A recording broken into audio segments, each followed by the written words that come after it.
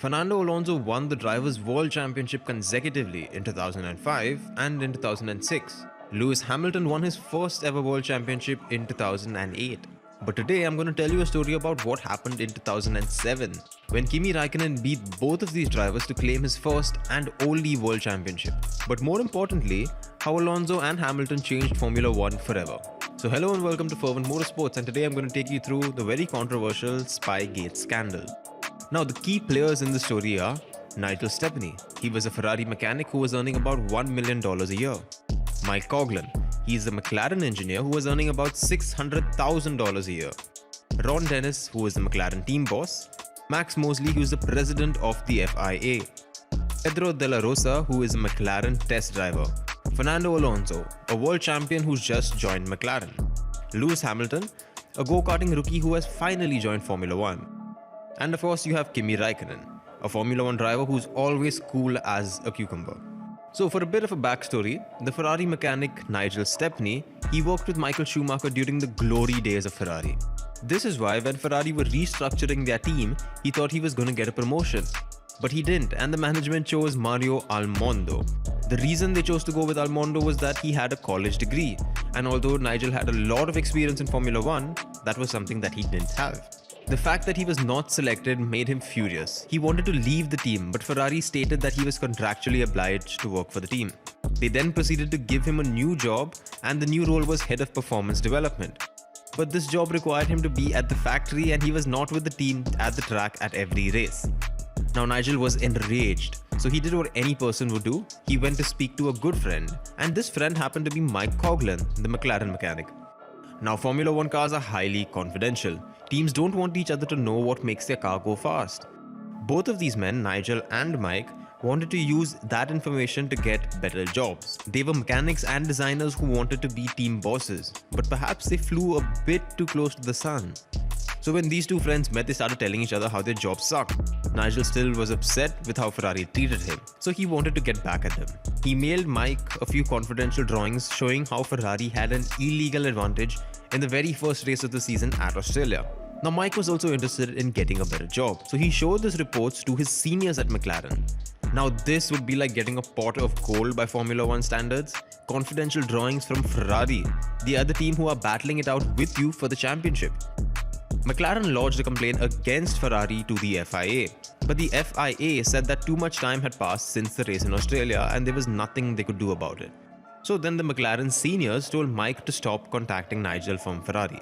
However, just a little while later, Nigel from Ferrari gave Mike a 780-page document. This document contained everything from diagrams to classified data and pictures of Ferrari engineering, a blueprint of the entire Ferrari Formula 1 car. The way the whole incident came to light is pretty funny. So Mike's wife went to scan the 780-page documents onto a CD.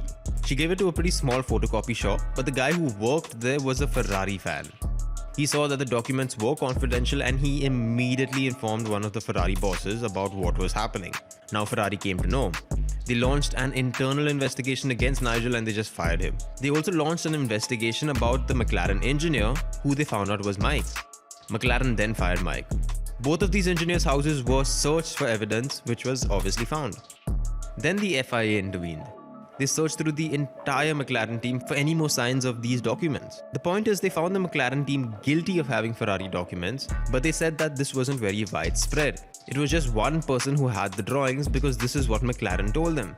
So McLaren were basically off the hook, although the FIA did warn them that they would continue the investigation if anything else came to light. McLaren was sort of victorious and Ferrari was furious. McLaren was leading the World Championship. They had two fast drivers, Hamilton and Alonso, and Ferrari was second in the championship. Now the Hungarian Grand Prix is the main tipping point of the story. Alonso and Hamilton had been fighting each other all season, even though they were teammates, and their intense, petty fight got onto the track when Alonso blocked Hamilton and didn't allow him to make a final qualifying run. The FIA noticed this and they penalized Alonso. Now Alonso was furious. He threatened the team boss Ron Dennis that he would release emails proving that McLaren was lying about the Ferrari scandals. From there on, we got another investigation. The FIA assured Hamilton and Alonso that if they cooperated, there would be no charges against them. They opened up and they submitted emails about how information was being shared, not just between the two engineers, but between drivers and other designers and a lot of guys at McLaren. They knew that Stepney was the mole and that he would help them fight Ferrari. This proved to be very embarrassing for the FIA because McLaren had previously said that there was no one else with knowledge of Ferrari secrets. But apparently everyone at McLaren knew except the FIA. Even the McLaren test driver, Pedro de la Rosa, knew that there was a mole at Ferrari. In the email submitted to the FIA, de la Rosa asked Mike things like, "Do you know the red car's weight distribution? It would be important for us so that we could try it in the simulator." In another email to Alonso, he said, "All the information from Ferrari is very reliable. It comes from Nigel Stepney, their former chief mechanic. I don't know what post he holds now. He's the same person who told us in Australia that Kimi was stopping in lap 18. He's very friendly with Mike Coughlin, our chief designer, and told him that. I agree 100% that we must test the tire gas thing very soon." This was the ultimate nail in the coffin. The FIA found McLaren guilty and stripped them of all their constructors' points that season. The drivers were allowed to keep theirs because they cooperated with the FIA. The FIA also fined McLaren $100 million, which to this day is the most expensive sporting fine ever. Hamilton was leading the World Championship going into the last race, but he suffered a gearbox issue in that same race and Raikkonen from Ferrari won the race. Kimi Raikkonen also won the World Championship by 1 point. Hamilton and Alonso were tied with 109 points each. So that was the story of one of the biggest scandals in Formula 1 history. Now it probably might involve your favorite driver or even your favorite team. But hey, the facts are the facts. So if you liked that video, do remember to subscribe to Fervent Motorsports, and as always, stay tuned as we get you the best of all Formula 1 news.